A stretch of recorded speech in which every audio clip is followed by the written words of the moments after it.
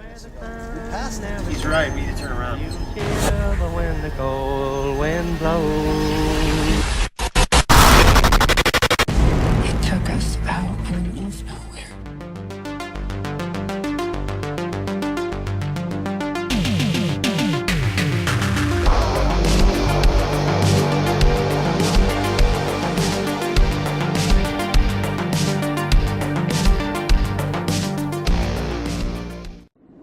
Hi guys, it's Lisa from Lisa Loves, here to do a review on behalf of Geek Legion of Doom. You may ask yourself why I am sat in my car today to do this review. I apologise if there's a little bit of noise. I've got the aircon on. It's such a hot day here in Ireland.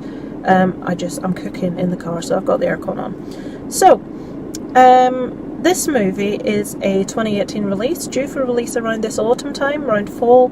It's called The Toy Box.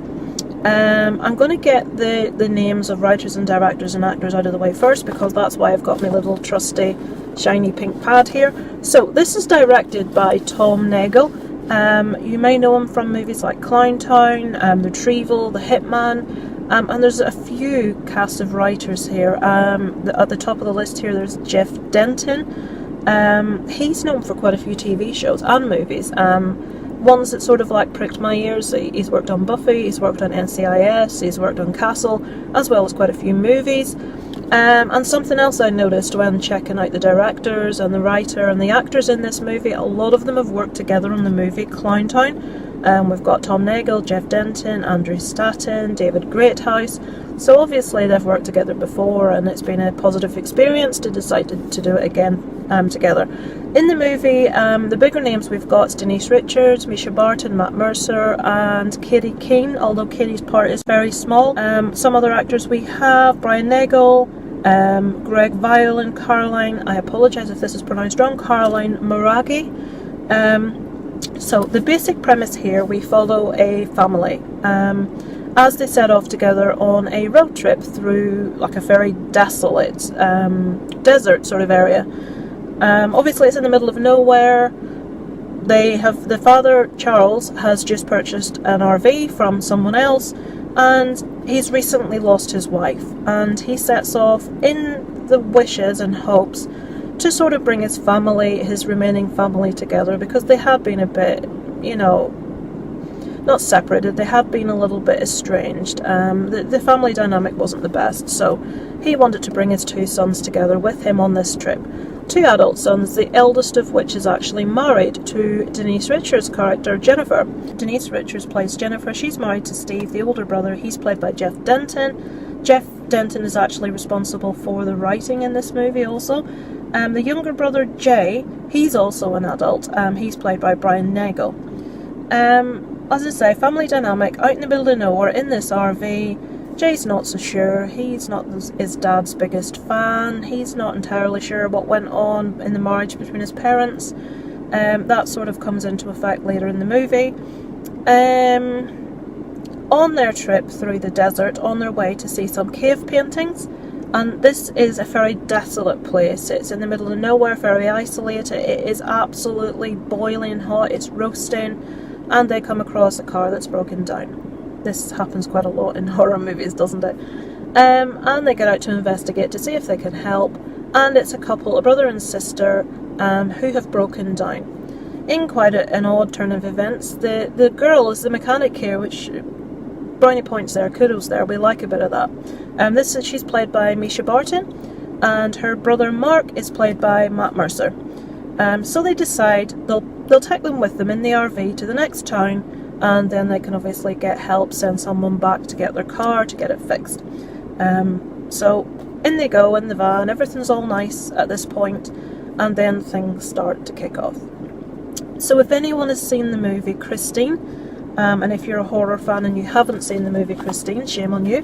The whole notion of the possessed car, this movie is about an RV that has a history. I'll not go into all the details of what that history is and why, but some nasty things has happened in the RV. And the remnants of what has happened is left behind, as they say sometimes in paranormal movies. If a horrible thing happens in a specific place, it leaves remnants of the happenings behind. and it does so. And this RV is a killer RV. Bear with me, folks, I know this sounds a bit strange. So the movie follows the various happenings, what happens to the various characters. I can't really say an awful lot more about the plot of the movie without giving specifics away, which I don't want to do. What did I think of the movie? Likes and dislikes. I liked the concept. I loved the setting. When things happen and they want to send for help, they are in the middle of nowhere, miles from anywhere, and it's scorching hot and they have no water. Everything in the fridge has turned mouldy for no reason. The water has gone brown. The water in the taps is black. They have nothing to drink. And it really paints that picture of desolation, of it's sort of hopeless. How are they going to get help? If someone goes for help, are they even going to make it in this weather, in the middle of nowhere, with no water to drink? I like that. I like the setting. The makeup in this, the effects in this are excellent, are very, very good, very convincing. As I say, I like the concept. It's quite, I know Christine has a very similar concept, but this is quite a unique take on the slasher genre, because that's what it is. It's like a slasher movie, but it's an RV. I thought things that happened were very creative. I liked individual different people's experiences with the RV. It's really hard not to give away things when I'm talking. What did I not like? Right, I will say from the get-go, I have watched Denise Richards in quite a few movies. I am not a fan. I don't particularly enjoy Denise Richards' acting. I think it's a bit OTT. I wasn't that impressed with her in this movie, I have to be honest. I thought certain scenes, when you watch a movie and the acting is first rate, you forget they're acting. You get drawn into that story. But I found myself in this movie quite a few times being reminded that these are actors and they are acting a part. And in certain places where I really don't think I should have been laughing, I don't really think I was meant to laugh, at times I did feel certain things where the acting was not the best from certain cast members, not from all, from certain ones. Certain decisions that were made. We all know that in horror movies the protagonists make really ridiculous decisions, like girls running upstairs when a killer's chasing them. But in this movie there's a couple of things that happen, decisions that are made that are not even slightly stupid, they are inane. There's certain things that doing a tiny little simple thing in that instance would completely change the scenario, or would get them out of a certain scenario, or whatever. I can't give specifics without telling you plot spoilers, but I felt a bit of lazy writing in places, because the get out was so obvious in a couple of these scenarios.